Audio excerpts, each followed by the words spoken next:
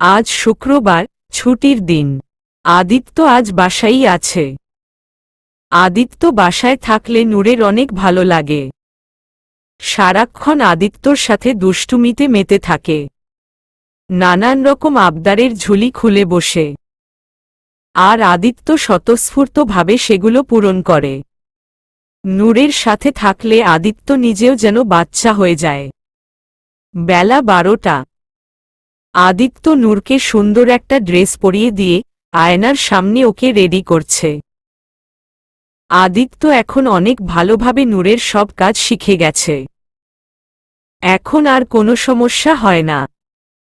নূরের প্রায় সব কাজই আদিত্যই করে। আর যেটা আদিত্য করতে পারে না, সেটা নীলা না হলে মিনু আন্টি করে দেয়। আদিত্য ড্রেসিং টেবিলের সামনে নূরকে বসিয়ে ওকে সাজিয়ে দিচ্ছে। নূর কৌতূহলী হয়ে বলে উঠল, আচ্ছা হিরো, আমাকে সাজাচ্ছ কেন?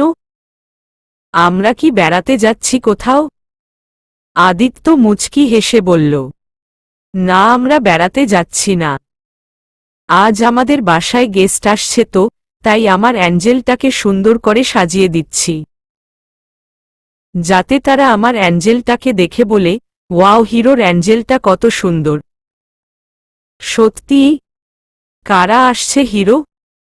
তোমার দেবর আছে না, তার মা বাবা, আর আমার চাচা চাচি। ও। নূরের সাজ শেষ হয়ে গেলে নূর আয়নার সামনে ঘুরে ঘুরে হাসি হাসি মুখে বলল, ওয়াও, আমাকে কত সুন্দর লাগছে, তাই না হিরো? আদিত্য দুই হাতে নূরের মুখটা আগলে ধরে আদুরে গলায় বলল, আমার অ্যাঞ্জেলটা তো সবসময়ই সুন্দর। আচ্ছা শোন, গেস্টদের সামনে কিন্তু কোনো দুষ্টুমি করবে না প্লিজ। একদম গুড গার্ল হয়ে থাকবে, কেমন? তাহলে ওরা তোমাকে ভালো বলবে, না হলে কিন্তু ওরা তোমাকে পচা বলবে। আর তুমি যদি গুড গার্ল হয়ে থাক, তাহলে আমি তোমাকে অনেকগুলো চকলেট দিব, ঠিক আছে? সত্যি?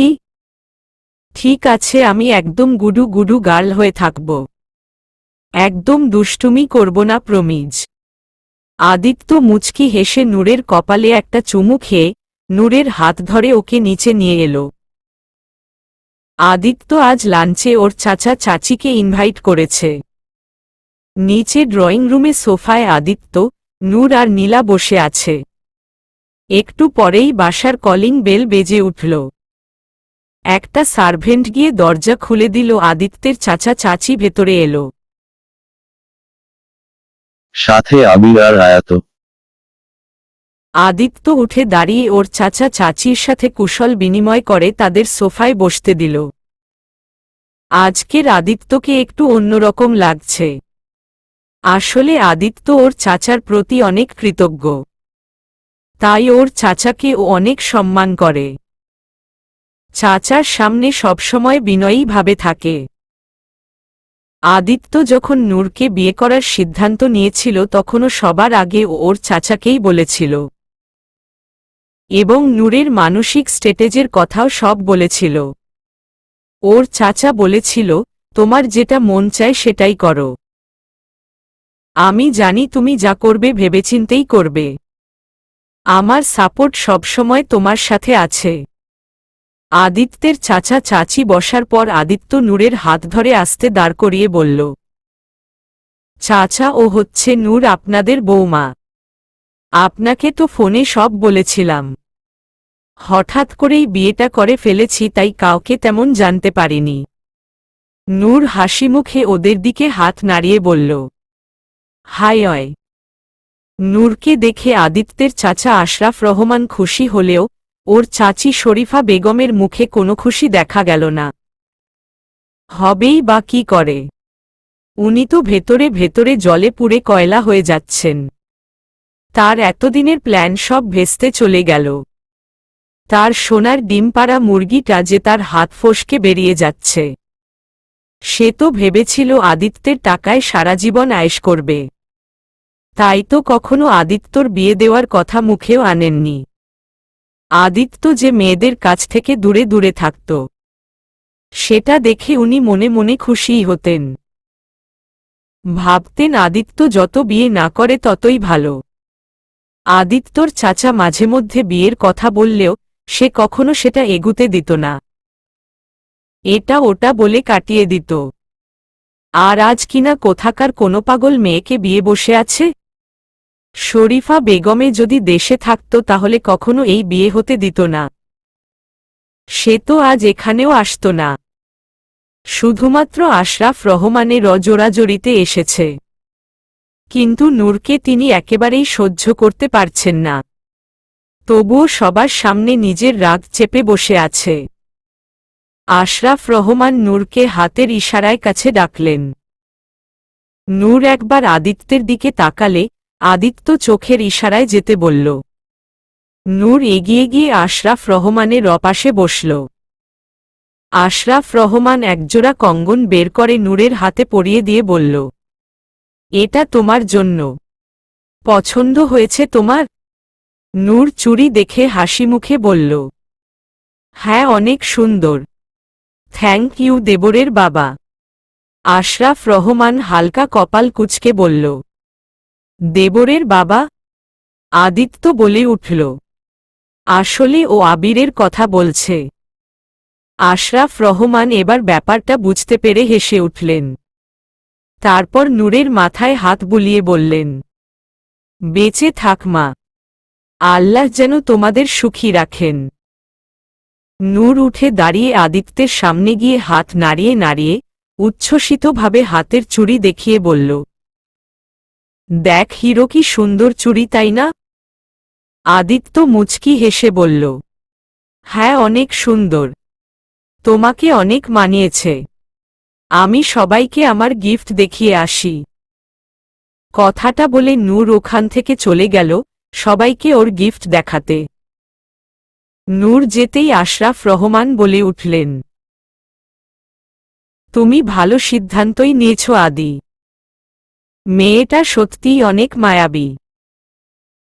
আশরাফ রহমানের কথায় শরীফা বেগম ফোন কেটে বলে উঠলেন, এর ভেতর ভালোর কি দেখলে তুমি? কোথাকার কোনো পাগল ছাগল বিয়ে করে বসে আছে আদিত্য, আর তুমি কিনা বলছো ভালো করেছে? আরে দেশে কি মেয়ের অভাব পড়েছে যে এই পাগল মেয়েকে বিয়ে করতে হবে? শরীফা বেগমের কথা শুনে আদিত্যের চরম রাগ উঠে গেল।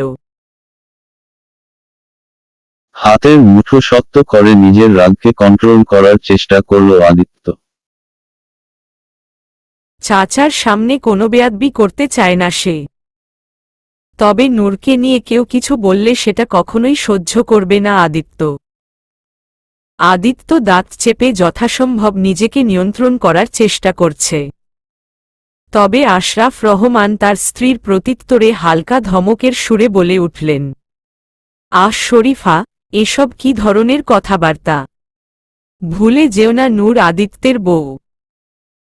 আর সেই হিসেবে এখন সে আমাদের পুত্রবধূ। তাই কথা বলার সময় একটু ভেবেচিন্তে বলো। নূর যেমনই হোক সেটা নিয়ে তোমার মাথা ঘামাতে হবে না। আদিত্য দেখে নিবে সেটা। শরীফা বেগম রাগে কিরমির করে চুপ করে রইলেন। আদিত্য সিচুয়েশনটা সামলানোর জন্য বলে উঠল, লাঞ্চের সময় হয়ে গেছে, আসুন আগে লাঞ্চ করে নিন, বাকি কথা পরে হবে। আশরাফ রহমান মাথা ঝাঁকিয়ে বললেন, হ্যাঁ হ্যাঁ, চলো। রান্নাঘরে নিজের জন্য একটু লেমন জুস বানাচ্ছিল নীলা। আবির হাত ধুতে এসে নীলাকে দেখে বাঁকা হাসি দিল। আশেপাশে তাকিয়ে দেখল রান্নাঘরে কেউ নেই। আবির এই সুযোগে নীলার পেছনে গিয়ে নীলার ঘাড়ের ওপর মাথাটা একটু ঝুঁকিয়ে বলল, কেমন আছো মিস কচি লঙ্কা? আমাকে মিস করছিলে বুঝি? নীলা চমকে উঠে পেছনে তাকিয়ে রাগী কণ্ঠে বলল, আপনি এখানে কি করছেন? সবাই তো খেতে বসেছে, সেই জন্যই তো এসেছি। মানে হলো, কালকের পর থেকে কেন যেন আমার ঠোঁটে অন্য কোনো কিছু স্বাদই লাগছে না। শুধু একটা স্বাদই ঠোঁটে লেগে আছে। মনে হচ্ছে সেই স্বাদটা যদি আবার পেতাম। আবিরের কথায় নীলার কালকের ঘটনা মনে পড়ল। রাগটা আবার বেড়ে গেল নীলার। কালকের ওই লুচ্চামির জন্য এই লোকটার কাছে কঠিন একটা বদলা তো নিতেই হবে। কথাটা ভেবে নীলা নিজের চেহারার ভাবভঙ্গি পাল্টাল। আবেদনময়ী হাসি দিয়ে আবিরের দিকে তাকিয়ে বলল, তাই বুঝি আপনার আবারও ওটা চাই? আবিরের হাতে চাঁদ পাওয়ার মতো খুশি হল। আবির আবালের মতো মাথা ঝাঁকিয়ে বলল, হ্যাঁ হ্যাঁ চাই চাই। নীলা লাজুক ভঙ্গিতে বলল, তাহলে চোখ বন্ধ করো, না হলে আমার লজ্জা করে। আবির একগাল হেসে সাথে সাথে চোখ বন্ধ করে নিল। ঠোঁট জোড়া উঁচু করে নীলার আগমনের অপেক্ষায় রইল। নীলা সেটা দেখে শয়তানি হাসি দিল। তারপর একটা কৌটা থেকে মরিচের গুঁড়ো আঙুলে নিয়ে আবিরের দুই ঠোঁটে ইচ্ছামতো মাখিয়ে দিল। আবির প্রথমে ব্যাপারটা বুঝতে না পেরে চোখ খুলে তাকাল। যতক্ষণে টের পেল ততক্ষণে অনেক দেরি হয়ে গেছে। বেচারা ঝালের তাড়নায় চোখ বড় বড় করে যেই চিল্লানি দিতে যাবে, অমনি নীলা আবিরের মুখ চেপে ধরে বলল, একদম চিল্লাবেন না, না হলে কিন্তু আমি জিজুকে বলে দিব আপনি আমার সাথে কি করেছেন। অনেক শখ না সেই স্বাদ পাওয়ার? আজকের পর থেকে শুধু এই ঝালের স্বাদ ছাড়া আর কোনো স্বাদই আপনার মনে থাকবে না।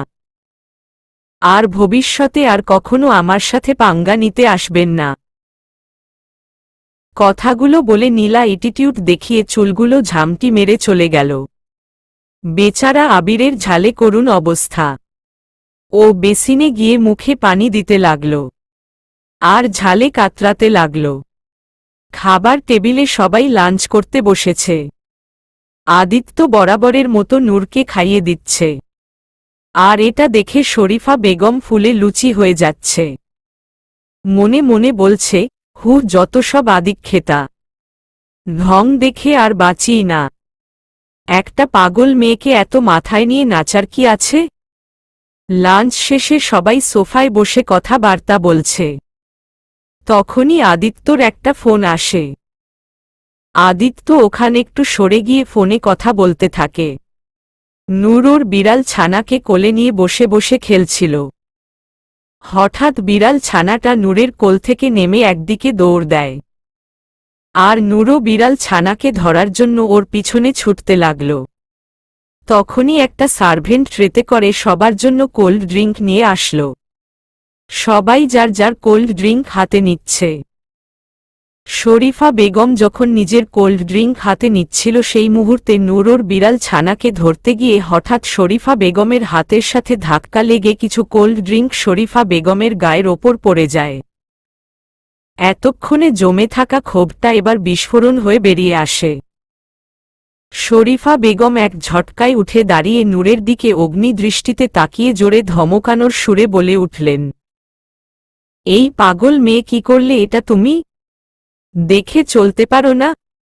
আমিও কাকে কি বলছি, একটা পাগলের কাছ থেকে আর কি আশা করা যায়? যত সব পাগলের কারখানা। শরীফা বেগমের এমন ধমকে নূর সাথে সাথে কেঁপে উঠল। ভয় জর্জর হয়ে গেল। শরীফা বেগমের কথার ধাজে নূরের চোখ দিয়ে পানি চলে এলো। আদিত্য সেটা কিভাবে সহ্য করবে? ও শরীফা বেগমের সব কথাই শুনেছে। আর সাথে সাথে ওর মাথায় দপ করে আগুন জ্বলে উঠল। এবার আর নিজেকে নিয়ন্ত্রণ করতে পারছে না আদিত্য। চোখ জোড়ায় লাল লালিমা ভেসে উঠে কপালের রগ ফুলে নীল হয়ে উঠেছে। হাতের মুষ্টি আরও শক্ত করেও কোনো লাভ হচ্ছে না। আদিত্য দাঁতে দাঁত চেপে যথাসম্ভব নিজেকে নিয়ন্ত্রণ করার চেষ্টা করে শরীফা বেগমের সামনে এসে দাঁড়াল। আদিত্য আসতেই নূর আদিত্যের পেছনে গিয়ে লুকিয়ে পড়ল। ভয় আদিত্যের পিঠের শার্ট খামচে ধরে আদিত্যের পিঠের সাথে লেগে দাঁড়িয়ে রইল। আদিত্য শরীফা বেগমের দিকে তাকিয়ে দাঁতে দাঁত চেপে রাগী তবে শান্ত গলায় বলে উঠল, চাচি প্লিজ, নূরের সাথে এভাবে কথা বলবেন না। ও কোনো ভুল করে থাকলে আপনি আমাকে যা খুশি বলুন, আমি কিছুই বলবো না। তবে নূরের সাথে মিসবিহেভ করলে আমি সহ্য করতে পারবো না। হয়তো কোনো অনৈতিক কাজ করে বসব। নূরের সাথে শরীফা বেগমের এমন ব্যবহারে সবাই কমবেশি রেগে আছে। আবিরের ওর মায়ের ওপর চরম রাগ লাগছে। নিজের বোনের সাথে এমন ব্যবহার হতে দেখে নীলারও খুব খারাপ লাগছে। একটু আগে বিহানও একটা কাজে এখানে এসেছিল। তখন শরীফা বেগমের কথা শুনে রাগে তার মাথা গরম হয়ে গেছে। এমনিতেই বিহান এই মহিলাকে একদম সহ্য করতে পারে না। তার ওপর আজকে নূরের সাথে এমন ব্যবহারে ওর আরও জ্বলছে। এই কয়দিনে নূরের প্রতি ওর আলাদা একটা টান এসে গেছে। নূর যখন ওকে ভাইয়া বলে ডাকে, তখন নূরকে সত্যিই নিজের ছোট বোন মনে হয় বিহানের। তাই তো নূরের সাথে এমন ব্যবহারে ওর প্রচুর রাগ লাগছে। আর আয়াত সেটা বুঝতে পেরে বারবার অপরাধী চোখে তাকাচ্ছে বিহানের দিকে। এদিকে আদিত্যের কথায় শরীফা বেগম তেলে বেগুনে জলে উঠে বললেন, তুমি কি আমাকে হুমকি দিচ্ছ? বাসায় কি আমাদের অপমান করার জন্য ডেকেছ? শরীফা বেগম আশরাফ রহমানের দিকে তাকিয়ে তাচ্ছিল্যের সুরে বলল, দেখেছ তো, এই হলো তোমার আদরের ভাতিজা, যার জন্য তুমি এত কিছু করলে, তার প্রতিদান সে এইভাবে দিচ্ছে। বাহ, খুবই ভালো। আদিত্য এবার আশরাফ রহমানের সামনে এসে হাত জোড় করে বিনয়ী সুরে বলল, আই অ্যাম সরি চাচা, কোনো বেয়াদবি করে থাকলে মাফ করে দিবেন। আপনি চাইলে আমাকে যা খুশি তাই বলতে পারেন, তবে আমি নূরের সাথে খারাপ ব্যবহার কিছুতেই সহ্য করব না, কখনোই না, সে যেই হোক না কেন। আশরাফ রহমান বলে উঠলেন, তোমার কোনো দোষ নেই আদি, তোমার মাফও চাইতে হবে না, বরং আমি তোমার চাচির ব্যবহারের জন্য লজ্জিত। ওর পক্ষ থেকে আমি তোমার কাছে ক্ষমা চাইছি। শরীফা বেগম জলে উঠে কিছু বলতে নিলে আশরাফ রহমান হাত উঠিয়ে শরীফা বেগমকে থামিয়ে দিয়ে বলল, আর একটা কথাও না, একদম চুপ থাকবে তুমি, তোমার সাথে আমি বাসায় গিয়ে কথা বলবো। আশরাফ রহমান আবার আদিত্যের দিকে তাকিয়ে বলল, আমরা এখন আসছি আদি, পরে আবার দেখা হবে। আদিত্য মাথা ঝাঁকিয়ে সায় জানাল। তারপর আশরাফ রহমান আর তার ফ্যামিলি চলে গেল। নূর বেডের ওপর মন খারাপ করে বসে আছে। কোলের ভেতর থাকা টেডিটার পশম টেনে টেনে তুলছে। আদিত্যের চাচির পাগল বলাটা নূরের একদম ভালো লাগেনি। সেটা ভেবে ভেবেই মন খারাপ হচ্ছে ওর। একটু পরে আদিত্য আস্তে করে দরজা খুলে ভেতরে ঢুকল। আদিত্যকে কেমন বিধ্বস্ত লাগছে। চুলগুলো এলোমেলো, চোখ জোড়া লাল, শার্টের ওপরের দুই বোতাম খোলা। আদিত্য কেমন ক্লান্ত ব্যক্তির মতো বেডের ওপর এসে বসল। বেডে বসে দুই হাতে মাথার চুল টেনে ধরে মাথা নিচু করে রইল। আদিত্যকে এভাবে দেখে নূরের বুকের ভেতর কেমন যেন লাগল, কিন্তু ও বুঝতে পারছে না। বুকের ভেতর কেমন যেন চিনচিন ব্যথা অনুভব করল। আদিত্যকে এভাবে দেখে নিজের মন খারাপ ভুলে গেল নূর। কোলের টেডিটা সরিয়ে রেখে হাঁটু ভর দিয়ে ধীরে ধীরে আদিত্যের কাছে এসে বসল। দুই হাতে আদিত্যের মুখটা ধরে উপরে তুলল। তারপর অনুনয়ের চোখে তাকিয়ে বলে উঠল, কি হয়েছে তোমার হিরো? উনি কি তোমাকেও বোকা দিয়েছে? আদিত্য চুপ করে শুধু মায়াভরা ছলছল দৃষ্টিতে নূরের দিকে তাকিয়ে আছে। নূর এক হাতে নিজের কণ্ঠনালী ধরে বলল, সত্যিই বলছি হিরো, আমি একটুও দুষ্টুমি করিনি। তোমার কথা মতো একদম গুড গার্ল হয়েছিলাম, কিন্তু তখন বেবিটাকে ধরতে গিয়ে হঠাৎ অমন হয়ে গেল। সত্যিই বলছি আমি ইচ্ছে করে করিনি। তবে তুমি বললে আমি এখনই ওই আন্টির কাছে গিয়ে সরি বলে দিব। তবুও তুমি মন খারাপ করো না। তোমাকে এভাবে দেখে আমার ভালো লাগছে না, একদম পচা পচা লাগছে। নূরের কথায় এবার আদিত্যের চোখ থেকে দু ফোঁটা অশ্রুবিন্দু গড়িয়ে পড়ল। সেটা দেখে নূর আরও অস্থির হয়ে গেল। দুই হাতে আদিত্যের চোখের পানি মুছে দিতে দিতে অস্থিরভাবে বলতে লাগল, এই কাঁদছ কেন? কাঁদছ কেন? কেঁদো না প্লিজ। আমার কিন্তু ভালো লাগছে না। বললাম তো সরি বলে দিব। দুই কান ধরে সরি বলে দিব। কেঁদো না প্লিজ। দেখ তুমি কাঁদলে কিন্তু আমিও কেঁদে দিব। কেঁদো না না। বলতে বলতেই নূর প্রায় কান্না কান্না ভাব হয়ে গেল। আদিত্য এবার নূরকে বুকের মাঝে শক্ত করে জড়িয়ে ধরল। নূরকে জড়িয়ে ধরে কান্না জড়ানো কণ্ঠে বলে উঠল, আমাকে ছেড়ে যাস না কখনো অ্যাঞ্জেল। তোকে ছাড়া বাঁচব না আমি। তুই ছাড়া যে কেউ নেই আমার পৃথিবীতে। তুইই আমার সব। তোকে ছাড়া আমি নিঃস্ব। নূরও আদিত্যকে জড়িয়ে ধরে বলল, যাব না তো, গড প্রমিজ। কখনো যাব না। সব সময় তোমার কাছে থাকব। আর কাঁদে না হ্যাঁ? নূরের এমন বাচ্চাদের মতো কান্না থামানো দেখে আদিত্য একটু হেসে দিল। তারপর নূরকে ছেড়ে মুচকি হেসে বলল, আরে আমি কাঁদছি না তো। তাহলে তোমার চোখে পানি কেন ছিল? আরে ওটা তো এমনি। একটু মাথা ব্যথা করছিল তো তাই। তোমার মাথা ব্যথা করছিল বুঝি? জানো আমারও না মাঝে মধ্যেই মাথায় অনেক ব্যথা করে। তখন আম্মু আমার মাথা টিপে দিত। আর আমার আরাম লাগত। আসো আমি তোমার মাথা টিপে দেই হ্যাঁ? দেখবে তোমারও আরাম লাগবে।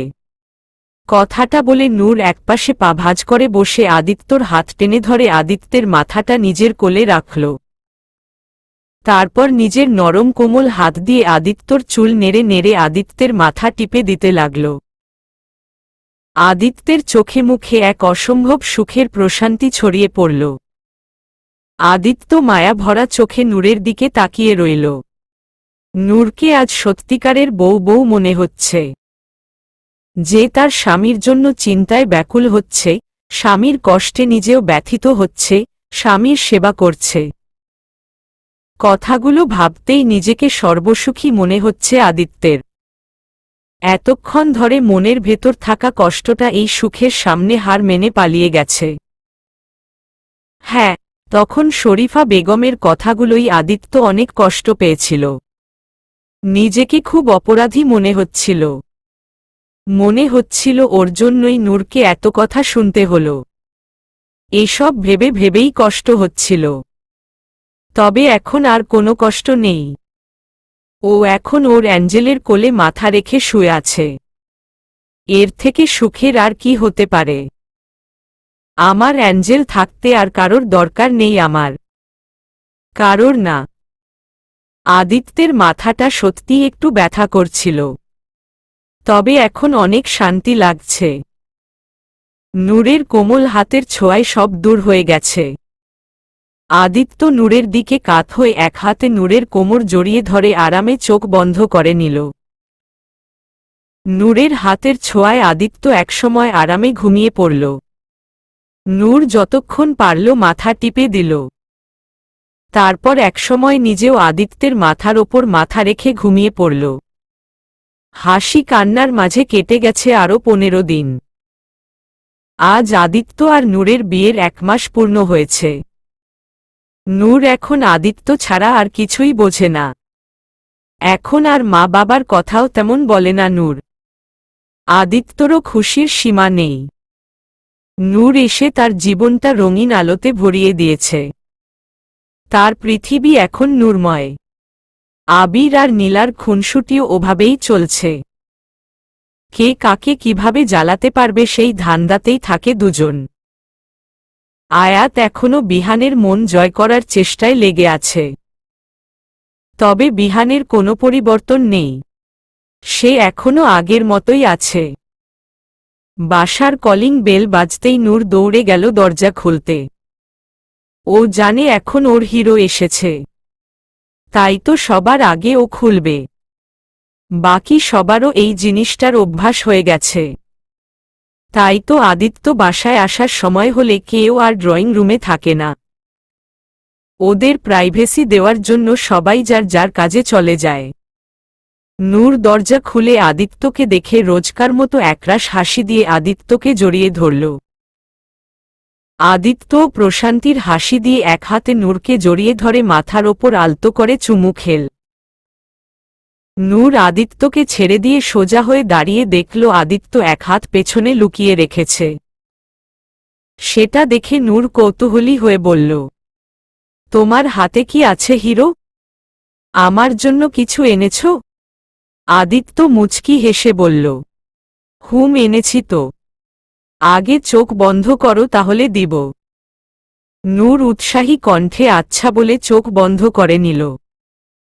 আদিত্য একগুচ্ছ সাদা জারবেরা ফুলের বুকে সামনে ধরে বলল, এখন চোখ খোল। নূর চোখ খুলে তাকাল। এত সুন্দর ফুল দেখে নূর খুশিতে হাতে তালি দিয়ে লাফাতে লাগল। প্রফুল্ল কণ্ঠে বলল, ওয়াও, কত সুন্দর ফুল! এগুলো সব আমার জন্য হিরো? হ্যাঁ, এগুলো সব আমার অ্যাঞ্জেলটার জন্য। আজ আমাদের বিয়ের 1 মাস পূর্ণ হল। তুমি আমার জীবনে আসার 1 মাস পূর্ণ হল, তো সেই জন্য তো তোমাকে উপহার দিতেই হয়, তাই না? আদিত্যের কথা তেমন একটা বুঝতে না পারলেও অত্যন্ত খুশি মনে ফুলগুলো হাতে নিল নূর। তারপর ফট করে আদিত্যের গালে একটা চুমু খেয়ে বলল, তুমি সত্যিই অনেক ভালো একটা হিরো। আদিত্য তৃপ্তির হাসি দিয়ে নূরকে কোলে তুলে নিয়ে নিজের রুমের দিকে গেল। রাতে ডিনারের সময় হলে আদিত্য নূরকে ডিনার করার জন্য নিচে যেতে বলল। তখন নূর বলে উঠল, আমি যাব না। আদিত্য বলল, তাহলে কি রুমে খাবে? না, আমি রুমেও খাব না। কেন? কারণ আমি ভাত খাব না। আদিত্য ভ্রু কুঁচকে বলল, কেন, ভাত খাবে না কেন? দেখ নূর সোনা, রাতে না খেয়ে থাকলে অসুস্থ হয়ে পড়বে তো তুমি। আমি কি বলেছি নাকি আমি খাব না? আমি বলেছি আমি ভাত খাব না। তাহলে কি খাবে? আমি পিৎজা খাব। Yummy yummy cheese pizza. Please hero, pizza এনে দাও না। আদিত্য একটু হেসে বলল, ওকে ওকে, আমার অ্যাঞ্জেলটার যখন পিৎজা খাওয়ার ইচ্ছে হয়েছে, তাহলে তো পিৎজা আনতেই হবে। একটু বসো, আমি এক্ষুনি অর্ডার করছি। কথাটা বলে আদিত্য ফোন বের করে অনলাইনে পিৎজা অর্ডার করতে লাগল। নূর সেটা দেখে কৌতূহলী হয়ে জিজ্ঞেস করল, তুমি ফোনে কি করছো? আদিত্য একটু দুষ্টুমি করে বলল, আমার ফোনে না জাদু আছে। এখানে টিপলেই 20 মিনিটের ভেতর তোমার পিৎজা চলে আসবে। নূর বিস্ময় নিয়ে বলল, সত্যি? হ্যাঁ, অবশ্যই। নূর আদিত্যের গা ঘেঁষে বসে বলল, আমাকেও একটু শেখাও না হিরো। আমিও করব এই জাদু, প্লিজ প্লিজ প্লিজ। আদিত্য মুচকি হেসে বলল, আচ্ছা ঠিক আছে, আসো আমি তোমাকে শিখিয়ে দিচ্ছি। তারপর আদিত্য নূরকে শিখিয়ে দিল কিভাবে খাবার অর্ডার করতে হয়। নূর এক্সাইটেড হয়ে বলল, তাহলে আজকে আমি অর্ডার করি? আচ্ছা ঠিক আছে, করো। নূর খুশি মনে পিৎজা অর্ডার করতে বসে গেল। নূরকে অর্ডার করতে দেখে আদিত্য একটু ওয়াশরুমে গেল। 5 মিনিট পর আদিত্য ওয়াশরুম থেকে বের হয়ে নূরকে বলল, অর্ডার করেছ পিৎজা? নূর ঘাড় ফিরিয়ে করে বলল, হ্যাঁ, করে দিয়েছি। গুড, তাহলে এখন ওয়েট করো। একটু পরেই দেখবে জাদুর মতো তোমার পিৎজা চলে আসবে। 20 মিনিট পরেই বাসার কলিং বেল উঠল। আদিত্য বলে উঠল, দেখেছ, তোমার পিৎজা চলে এসেছে। নূর উৎসাহ নিয়ে বলল, সত্যি? হ্যাঁ সত্যি, চলো নিচে যাই। কথাটা বলে আদিত্য নূরের হাত ধরে নিচে আসার জন্য বের হল। তবে নিচে আসতেই আদিত্যের চোখ চটগাছ হয়ে গেল।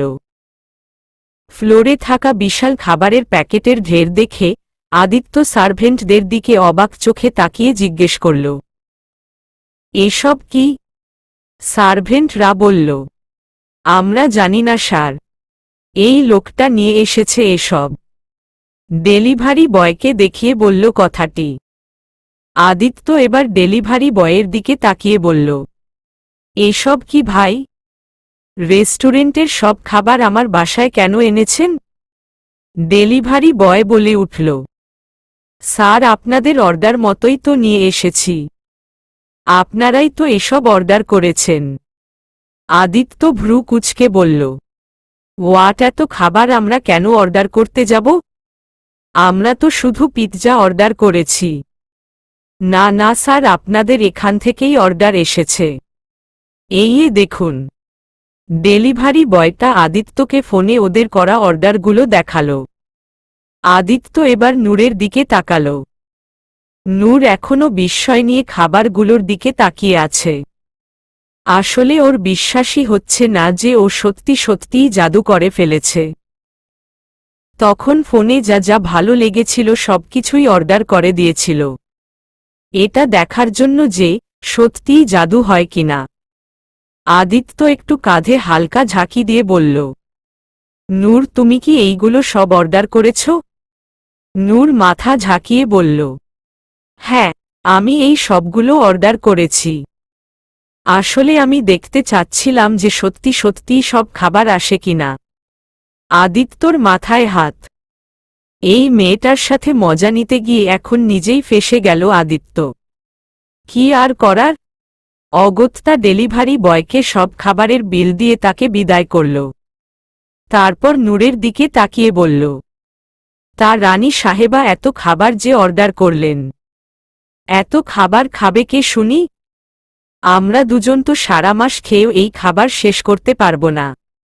নূর বলে উঠল, কেন? শুধু আমরা দুজন খাবো কেন? আমরা কি শুধু দুজন থাকি নাকি এই বাড়িতে? আমাদের তো অনেক বড় পরিবার। আমরা আছি, মিনু আন্টি, আরও বাকি সব সার্ভেন্টগুলোর নাম নিল, তারপর গার্ডসরা আছে। এরাও তো আমাদের পরিবার। আমরা সবাই মিলে একসাথে খাব। অনেক মজা হবে। কথাটা বলে নূর হাতে তালি বাজাল। আদিত্য অবাক চোখে নূরের দিকে তাকিয়ে রইল। মেয়েটা সরল মনে কত বড় একটা কথা বলে ফেলল, যেটা হয়তো আমাদের মতো বিদ্বান লোকেরা কখনো ভাবি না। আমরা তো শুধু মা বাবা, ভাই বোন, স্ত্রী, সন্তানকেই নিজের পরিবার ভাবি। কিন্তু নূর বাসার কাজের লোক, গার্ডস, তাদেরও নিজের পরিবার মনে করে। আমার বউটা সত্যিই একটা অ্যাঞ্জেল। তার মনটাও তেমন পবিত্র। আদিত্যের ভাবনার মাঝেই নূর ডাক দিয়ে বলল, এই হিরো, দেবর আর ননদকেও একটু আসতে বলো না। আর ভাইয়াকেও আসতে বলো। আদিত্য মুচকি হেসে বলল, ঠিক আছে। আদিত্য ফোন বের করে আবিরের নাম্বারে ফোন দিল। আবির ফোন রিসিভ করলে আদিত্য বলে উঠল, ফটাফট আমার বাসায় চলে আয়। কেন? তোর ভাবি কাঙালি ভোজের আয়োজন করেছে। ফ্রিতে আনলিমিটেড খাবার খেতে চাইলে চলে আয়। অফার সীমিত সময়ের জন্য।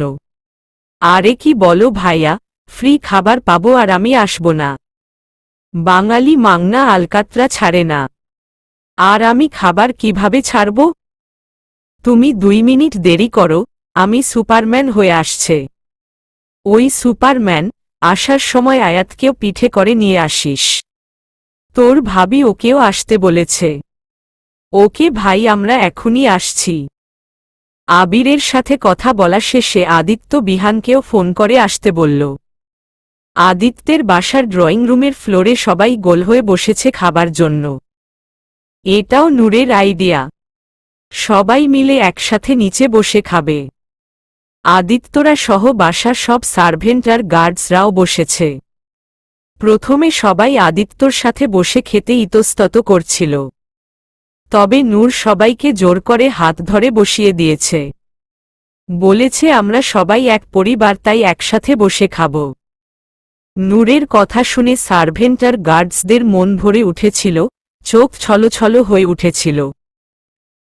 আজ পর্যন্ত তারা কোনো মালিককে এভাবে কাজের লোকদের পরিবার বলতে দেখেননি। আদিত্য সবাইকে বসে একসাথে খেতে বলেছে। আবির, আয়াত আর বিহানও খেতে বসেছে। সবাই হাসি, আনন্দ আর উৎসাহের সাথে খাচ্ছে। আদিত্যর মনে মনে অনেক খুশি লাগছে। আজ ওর বাড়িটা আর শুধু একটা বিরান অট্টালিকা নেই, এর কানায় কানায় এখন হাসি আর খুশিতে মুখরিত হয়ে উঠেছে। আর সবই হয়েছে আমার অ্যাঞ্জেলের জন্য। আদিত্য নূরকে খাইয়ে দিতে দিতে দিতে কথাগুলো ভাবছে। আদিত্যের ভাবনার মাঝেই হঠাৎ নূর একটা চিজবল আদিত্যের মুখে ঢুকিয়ে দিল আর বলে উঠল, শুধু আমাকে খাওয়ালে হবে? নিজেও তাড়াতাড়ি খেয়ে নেও হিরো। সবাই কিন্তু সবকিছু খেয়ে ফেলছে, পরে আর তুমি কিছু পাবে না। ওই দেখ। নূর হাত দিয়ে ইশারা করে দেখালো। আদিত্য নূরের হাতের ইশারা বরাবর তাকিয়ে দেখল আবির আর বিহান খাবার নিয়ে রীতিমত মারামারি শুরু করে দিয়েছে।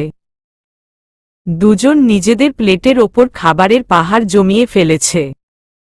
তবুও একটা জিনিস নিয়ে দুজন কাড়াকাড়ি করছে। বিহান খাবার নিচ্ছে আর বলছে, ওই হালা ছব ন্যাচকেলা, তোর দরিয়ার ভিতরে কত হান দেয়? ছাড়া জনমের খাওয়া কি আইজকাই খাবি নি হাবায়তা? আমারেও কিছু নিতে দে। আবির বলে উঠল, তুই চুপ থাক ব্যাটা। নিজে তো প্লেটের ওপর হিমালয় পর্বত তৈরি করে ফেলেছিস, আবার আমার তার ওপর নজর দিস? আমার যদি কালকে পেট খারাপ হইছে তাহলে তোর খবর আছে। বাকিরা ওদের কাণ্ড দেখে হাসতে হাসতে শেষ। আবির আর বিহান নিজেদের প্লেটের খাবার শেষ করে সামনে তাকিয়ে দেখল একটা প্যাকেটে লাস্ট চিকেনের একটা লেগ পিস বাদ আছে। ওরা দুজন দুজনের দিকে একবার তাকাল, তারপর দ্রুত গতিতে চিকেনের ওপর দুজন হাত রাখল। প্রথমে আবিরের হাত পড়ল, তার ওপর বিহানের হাত পড়ল। দুজনের কেউই ছাড়ার পাত্র না। আবির বলে উঠল, আমার হাত আগে পড়েছে, তাই চিকেন আমার, তুই ছাড়। বিহান বলে উঠল, আমি আগে দেখেছি, তাই এটা আমার, তুই ছাড়, তুই ছাড়, তুই ছাড়। আবির এবার একটু ড্রামাটিকভাবে বলে উঠল, আমার আঙুলগুলো চিকেনটাকে চারপাশ দিয়ে ঘেরাও করে ফেলেছে, এটা এখন আমার আয়ত্তে। বিহানও একইভাবে বলে উঠল, আর আমার আঙুলগুলান তোর হাতখানেরে চারপাশ দিয়া ঘিরা হালাইছে। ভালা চাচত আত্মসমর্পণ কর। আদিত্য এদের কাণ্ড দেখে বলে উঠল, কি করছিস তোরা এসব? বাচ্চাদের মতো লড়াই করছিস? একটা চিকেনের জন্য কি তোরা এখন এখানে মহাভারত শুরু করে দিবি নাকি? আবির বিহানের দিকে তীক্ষ্ণ দৃষ্টিতে তাকিয়ে প্রতিবাদী আন্দোলনের সুরে বলল, শুধু মহাভারত না ভাই, দরকার হলে এখানে ওয়ার্ল্ড ওয়ার শুরু করে দিব। আজ চাহে ভূমি ফেটে যাক, আসমান ফেটে যাক, দরকার পড়লে লাশের ঢের লাগিয়ে দেব, রক্তের বন্যা বয়ে দেব, তবুও এই চিকেন নিয়েই ছাড়ব। বিহানও নেতাদের মতো আন্দোলনী সুরে বলল, হ এক্কেরে কারেক্ট কইছছ, আমিও তোর লগে সহমত। এবারের সংগ্রাম চিকেন পাওয়ার সংগ্রাম, এবারের সংগ্রাম লেগ পিচ জেতার সংগ্রাম। রক্ত যহন দিছি, রক্ত আরো দিমু, চিকেন পিচ পাইয়াই ছাড়মু ইনশাআল্লাহ। বিহান শোলে মুভির গাব্বার সিং এর মতো বলে উঠল, ইয়ে চিকেন মুঝে দে দে ঠাকুর। আবির ঠাকুরের মতো করে বলল, নেহি। দুজন চিকেন পিচ নিয়ে টানাটানি শুরু করে দিয়েছে। বাকিরা সবাই কিছু লোক বিহানকে আর কিছু লোক আবিরকে চিয়ার্স করছে, যেন এখানে কোনো ডাব্লিউ ম্যাচ শুরু হয়ে গেছে। আদিত্য এসব দেখে চরম বিরক্ত, তবে নূরের অনেক মজা লাগছে। নূর হাসছে আর তালি বাজিয়ে ওদের কাণ্ড দেখে মজা নিচ্ছে। গার্ডসদের ভেতর থেকে একজন গ্লাস হাতে নিয়ে ভাষ্যকারদের মতো করে বলে উঠল, জি হ্যাঁ দর্শকবৃন্দ, ম্যাচ পুরোপুরি জমে উঠেছে, হাড্ডাহাড্ডি লড়াই চলছে। দুই প্রতিযোগী যার যার জায়গায় অনড়, কেউ কারও থেকে কম না। দেখা যাক কার ভাগ্যে যায় এই কাঙ্ক্ষিত চিকেন ট্রফিটা। দেখার জন্য চোখ রাখুন আমাদের চ্যানেলে।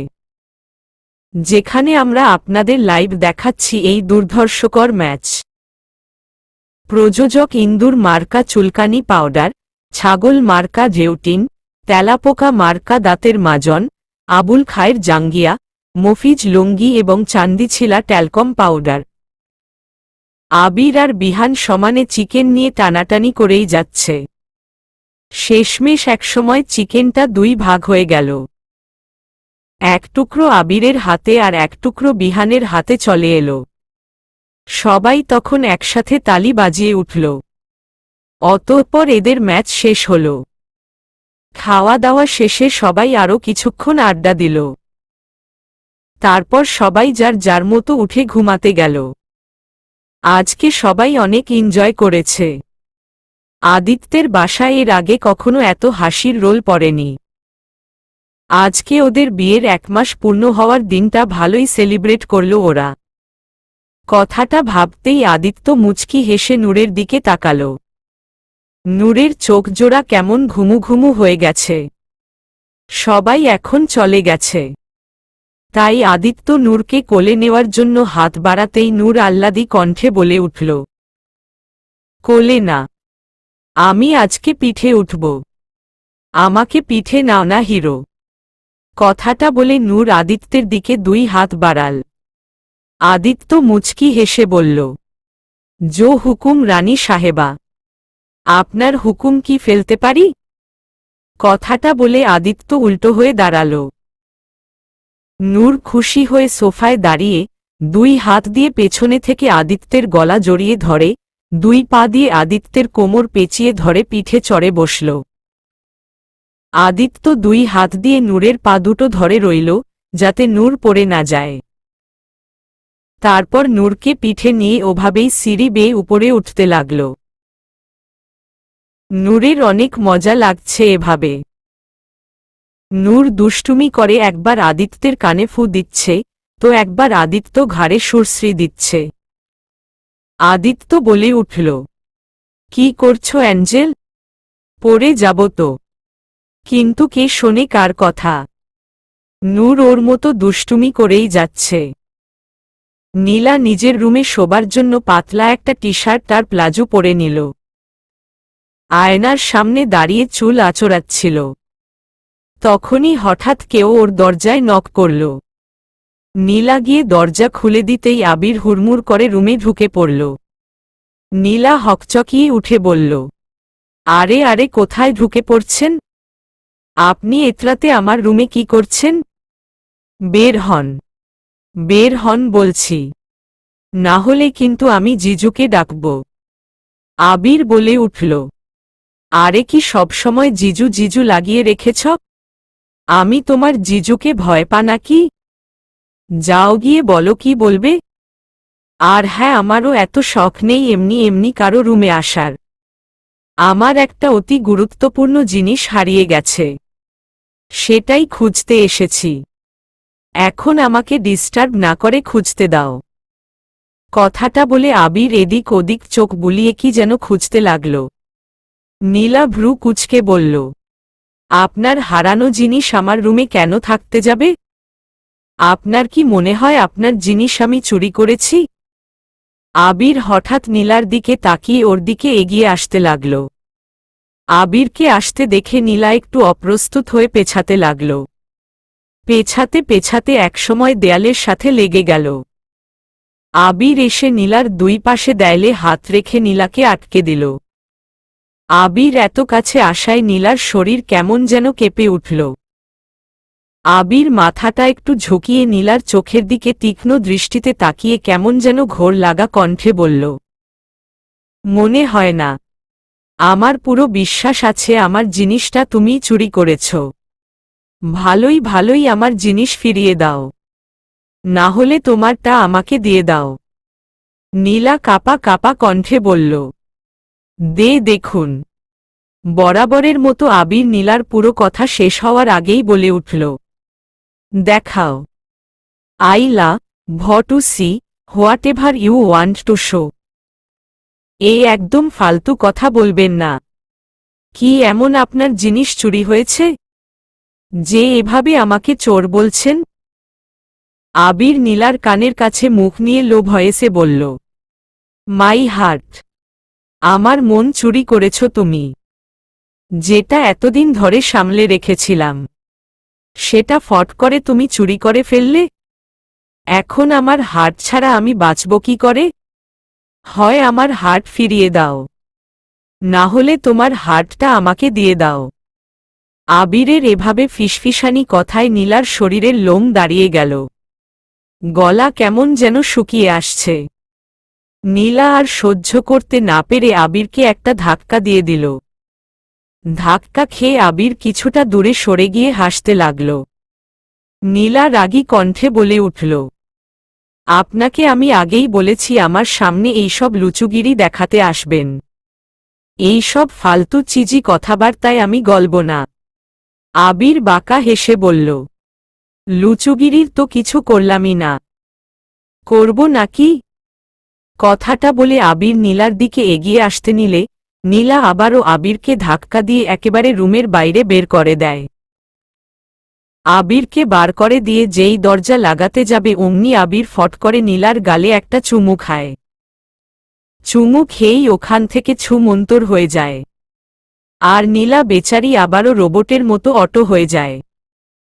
আরও একটা সপ্তাহ পার হয়ে গেছে আদিত্য আর নূরের হাসিখুশিময় জীবনের। ঘুম থেকে উঠে রোজকার মতো নিজের বুকেই তার প্রাণভোমরাকে দেখতে পেল আদিত্য। কত শান্তিতে তার বুকের জমিনে ঘুমিয়ে আছে। আদিত্য মুচকি হেসে নূরকে নিজের থেকে আলতো করে ছাড়িয়ে বালিশে শুইয়ে দিল। নূরের কপালে ভালোবাসার উষ্ণ পরশ দিয়ে বিড়বিড় করে বলল, হ্যাপি বার্থডে মাই অ্যাঞ্জেল, জন্মদিন শুভ হোক পরিটার। আজকের দিনটা আদিত্যের কাছে অনেক স্পেশাল। আজ যে নূরের জন্মদিন। আদিত্য অনেক কিছু প্ল্যানিং করে রেখেছে নূরের আজকের দিনটা স্পেশাল করার জন্য।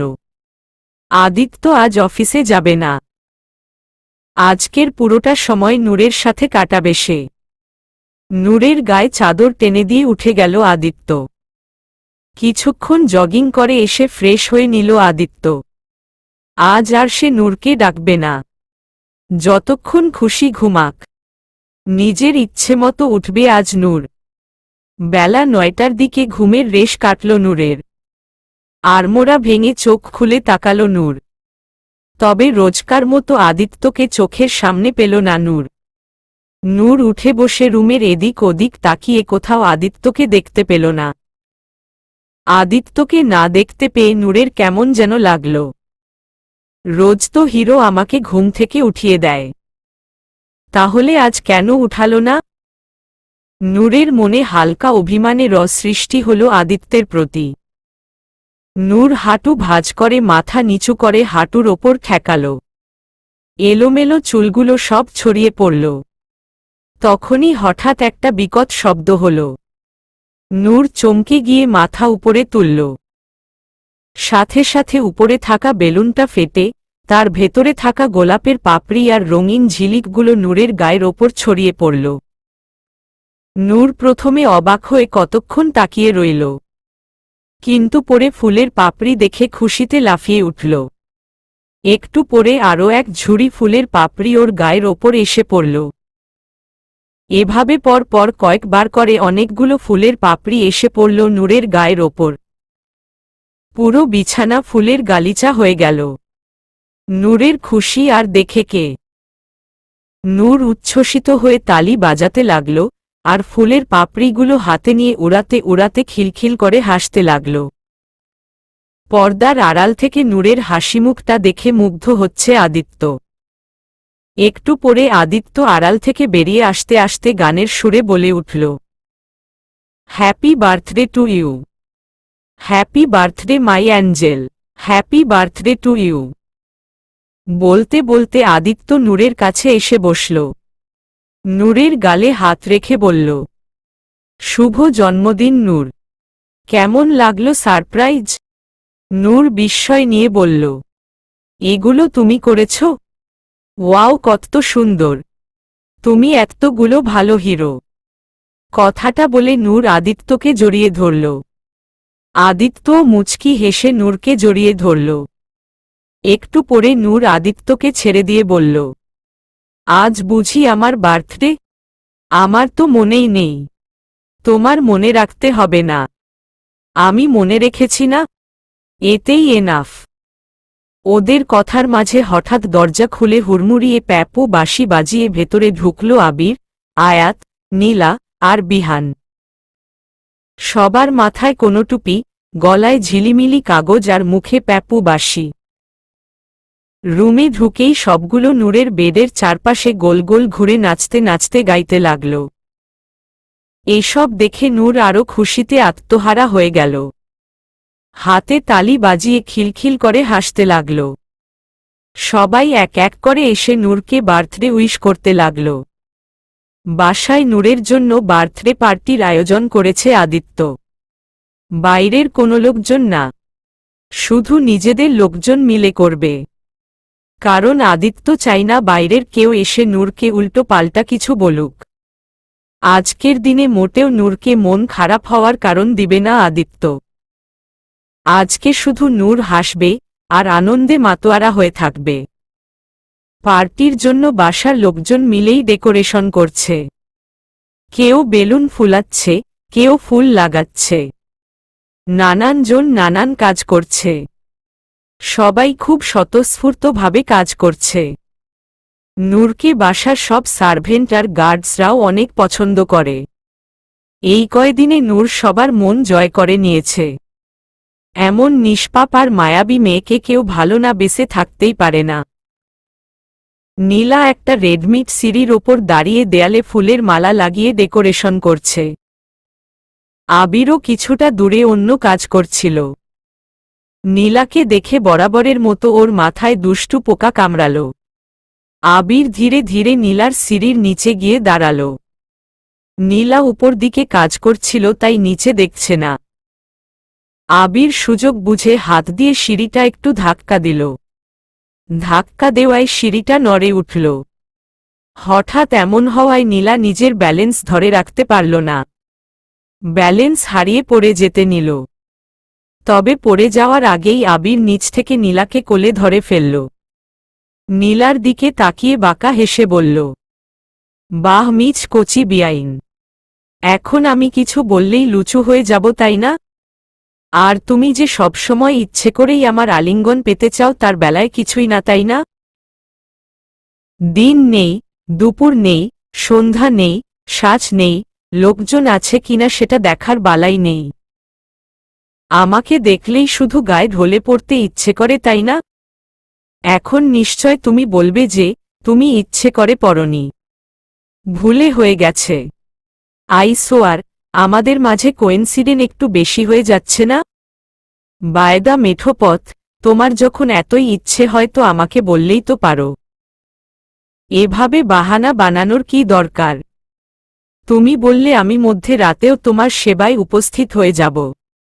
I am very flexible you know. আবিরের কথাগুলো শুনে নীলা একলাফে আবিরের কোল থেকে নেমে আঙুল তুলে রাগী কণ্ঠে বলে উঠল, দেখুন। যথারীতি আবির নীলাকে মাঝপথে থামিয়ে বলে উঠল, এখানেই দেখাবে? না মানে বলছিলাম যে এখানে তো সবাই আছে, চলো রুমে গিয়ে দেখাও। কথাটা বলে আবির নীলার হাত ধরে নিয়ে যেতে নিলে নীলা ঝটকা মেরে হাত ছাড়িয়ে নিয়ে বলল, ব্যাস, অনেক হয়েছে। আপনি কিন্তু সীমা ছাড়িয়ে যাচ্ছেন। আবির বলে উঠল, আরে সীমাকে এখন ছাড়ব কেন? সীমাকে তো সেই 1 বছর আগেই ছেড়ে দিয়েছি। আসলে মেয়েটা না একটু বেশি ইরিটেটিং ছিল, তাই ওর সাথে বেশি দিন টিকল না। নীলা রাগে কিরমির করে 2 হাত মাথার 2 পাশে মুষ্টি করে মুখ দিয়ে গড়রড় শব্দ বের করল, যার অর্থ অসহ্যকর। তারপর গটগট করে ওখান থেকে চলে গেল। আর আবির পেছনে থেকে হাসতে লাগল। মেয়েটাকে জ্বালাতে তার চরম লাগে। আয়াত এতক্ষণ ধরে আবির আর নীলার কাণ্ড দেখছিল, যদিও ওদের কথাবার্তা কিছু শুনতে পায়নি। তবে ওদের দেখে আয়াতের মাথায়ও একটা বুদ্ধি এলো। আয়াতের থেকে কিছুটা দূরে বিহান কাজ করছিল। আয়াত সিঁড়িতে দাঁড়িয়ে ফুল লাগাচ্ছিল। আয়াত নিজে নিজেই পড়ে যাওয়ার ভান করে কিছুটা উচ্চস্বরে বিহানকে শুনিয়ে শুনিয়ে বলতে লাগল, আমি পড়ে যাচ্ছি, কেউ আমাকে বাঁচাও। আয়াত আরো চোখে তাকিয়ে দেখল বিহান ওর দিকেই আসছে। আয়াত মনে মনে লুঙ্গি ডান্স দিল। তার মানে ওর প্ল্যান কাজ করেছে। ওয়াও আয়াত, তোর কত বুদ্ধি! এত বুদ্ধি নিয়ে রাতে ঘুমাস কিভাবে? আয়াত মনে মনে খুশি হয়ে বিহানের কাছে আসা দেখে আয়াত চোখ বন্ধ নিজে নিজেই আল্লাহু নাম নিয়ে পড়ে গেল। চোখ বন্ধ করেই অনুভব করল ও নিচে পড়েনি, কারোর শক্ত বাহুতে আটকে আছে। তার মানে ও ওর বিহানের কোলে পড়েছে। কথাটা ভাবতেই আয়াতের খুশিতে অজ্ঞান খাওয়ার উপক্রম। আয়াত খুশি মনে চোখ খুলে তাকালো তার হিরোকে দেখার জন্য। চোখ খুলে তাকাতেই আয়াতের মুখটা বেলুনের মতো ফটাস করে ফুটে গেল। কোলে নেওয়া ব্যক্তিটিকে দেখে আয়াত ভ্যাবাচেকা খেয়ে গেল। কারণ এটা তার মাচোম্যান না, বরং একটা গার্ড ওকে কোলে নিয়ে দাঁড়িয়ে আছে। আর আয়াতের দিকে তাকিয়ে আবালের মতো দাঁত বের করে হাসছে। আয়াত একলাফে গার্ডের কোল থেকে নিচে নেমে দাঁড়াল। আয়াত পাশে তাকিয়ে দেখল বিহান একটা ফুলের টকরি উঠাচ্ছে। তার মানে বিহান ওকে ধরার জন্য না, বরং এই টকরি নিতে এসেছিল। আয়াতের বুক চিরে এক হতাশার নিঃশ্বাস বেরিয়ে এলো। বেচারি কি ভেবেছিল, আর কি হয়ে গেল? লোকটার কি আমাকে চোখেই পড়ে না? সত্যি কি তার মনে কখনো কোনো অনুভূতি জাগাতে পারব না আমি? সে কি এতটাই পাথর হয়ে গেছে? আদিত্য দাঁড়িয়ে দাঁড়িয়ে নূরের জন্য অপেক্ষা করছে।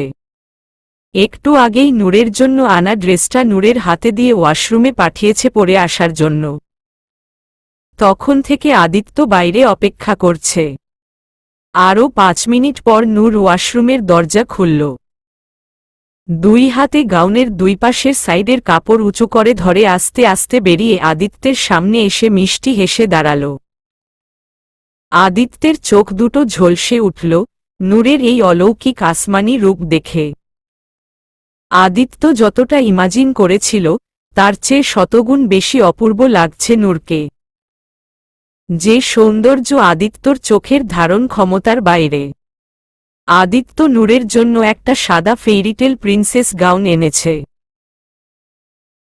ফুল হাতার গাউনটা, যার নিচের অংশ অনেকটা ফোলানো আর ফ্লোরে অনেকখানি ছড়িয়ে আছে। নূরকে আজ সত্যিকারের একটা পরী লাগছে। আদিত্যের পরী। নূর গাউনের দুই পাশে ধরে হেলে দুলে আহ্লাদী কণ্ঠে বলল, আমাকে কেমন লাগছে হিরো? নূরের কথায় আদিত্যের ঘোর কাটল। আদিত্য দুই হাতে নূরের মুখটা ধরে বলে উঠল, এমন কোনো ভাষা কি আছে যে ভাষাটা দিয়ে তোমার রূপের প্রশংসাটা জাস্টিফাই করতে পারব? আদিত্যের কথা নূরের অবুঝ মাথায় বোধগম্য হল না। নূর ঠোঁট উল্টিয়ে বলল, মানে?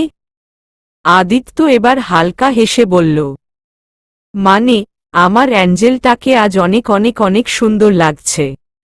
সবচেয়ে সুন্দর। নূর খুশি হয়ে বলল, সত্যি? হ্যাঁ, একদম সত্যি। এখন এসো আমি তোমাকে রেডি করিয়ে দেই। আদিত্য নূরকে আয়নার সামনে বসিয়ে ওকে সাজিয়ে দিতে লাগল। চোখে কাজল আর ঠোঁটে হালকা লিপস্টিক লাগিয়ে দিল। নূরের চুলগুলো আঁচড়িয়ে পনিটেল করে দিল। নূরের গলায় আর কানে ডায়মন্ডের একটা ছোট নেকলেস আর দুল পরিয়ে দিল। সবশেষে নূরের মাথার ওপর একটা ডায়মন্ডের পাথর বসানো ক্রাউন লাগিয়ে দিল।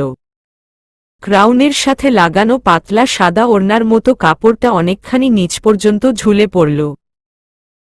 সাজানো শেষে আদিত্য অবাক দৃষ্টিতে তাকিয়ে রইল।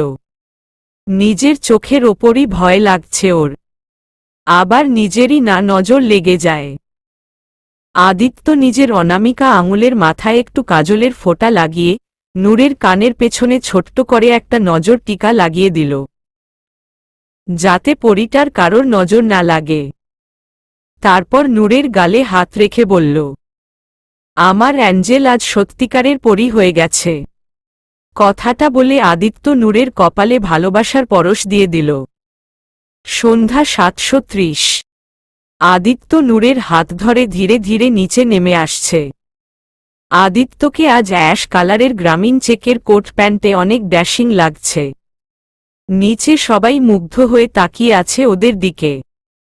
দুজনকে একসাথে কত সুন্দর মানিয়েছে, যেন মেড ফর ইচ আদার। নূরের মা বাবাও এসেছে আজ। নিজের মেয়ের এমন খুশি আর সৌভাগ্য দেখে তাদের চোখে আনন্দ অশ্রু চলে এসেছে।